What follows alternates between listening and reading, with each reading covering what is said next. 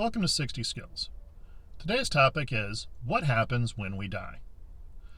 What happens to someone after they die is a matter of conjecture amongst many, and a matter of fact that is largely defined by perspective amongst the practitioner class. Simply put, when you die, your physical body ceases to exist.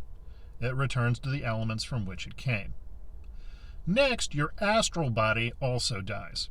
And your astral body contains most of your active personality from the here and now.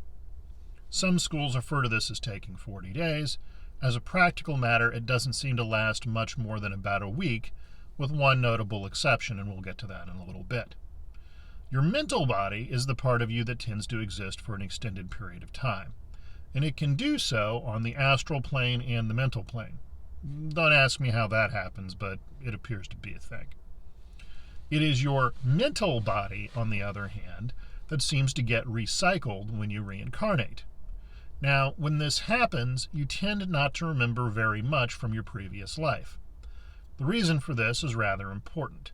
If all of us were walking around with active memories of our past lives and all the grudges, pains, happiness, and sorrow that came with it, we would be bringing a tremendous burden with us back into the phenomenal worlds. This is largely erased so that you can progress as a human being without being overburdened by these prior weights. Now, people go, what about karma? Excellent point. Karma, as I've mentioned before, is largely a matter of like attracts like more than an issue of debits and credit in a bank account. So when you die, your astral body goes off to a heavenly realm associated with how you lived your life. So as one of my teachers once said, the great Mark Rasmus, meth-snorting bikers go to meth-snorting biker heaven. Church ladies go to church heaven, so on and so on. Now, if you're a fully empowered magician or an enlightened individual, what happens at that point can change a little bit. See, at this point, you have direct control over how you reincarnate, with one notable exception that we'll get to in a moment. So, with this, you'll go off to a realm, basically, of your choosing. Some magicians choose to create pocket worlds that they can inhabit for extended periods of time. And keep in mind, as your astral body is slowly dissolving on the astral realm, here is where a change in timeline becomes kind of important.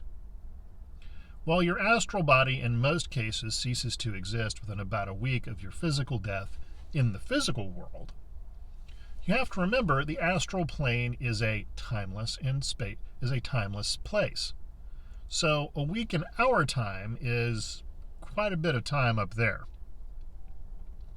Now, there are ways around this as well by which a highly empowered enlightened being or a magician can essentially create a battery to power their astral body off and reincarnate that directly. I will not get into those here. They are rather unpleasant in general, and I suspect create a very large karmic burden.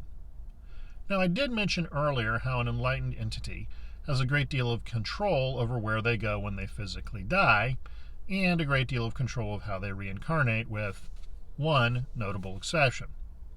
That notable exception is very simple. If you have abused the power of Akasha, or magic, if you will, to get your way in the phenomenal world, you get sent to the penalty box. In this case, in terms of planetary meditations, this refers to the planet Saturn. There, misbehaving magicians are rehabilitated. This is a relatively unpleasant, and again, because of the lack of the concept of time in this place, very long duration event.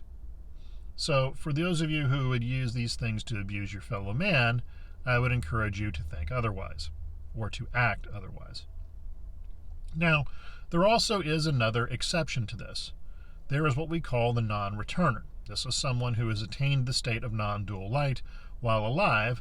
Those people can choose to leave the phenomenal realms altogether and simply not come back. This is relatively rare, and some would say the ultimate goal of human development. I don't know if I agree with that statement or not, but it is something to think about.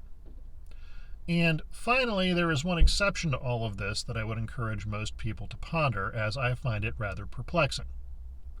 there is this study of a thing called necromancy, or magic of the dead. This appears to be prior incarnations and dead family members who seem to be going on about having their own lives somewhere on the mental and astral planes for an extended period of time. I honestly do not know what this means. My interaction with necromancy has been rather limited and not something I understand particularly well, but for those of you out there interested in the topic, this is something to think about. So I want to thank everybody for showing up for today's lecture. Train hard and be well.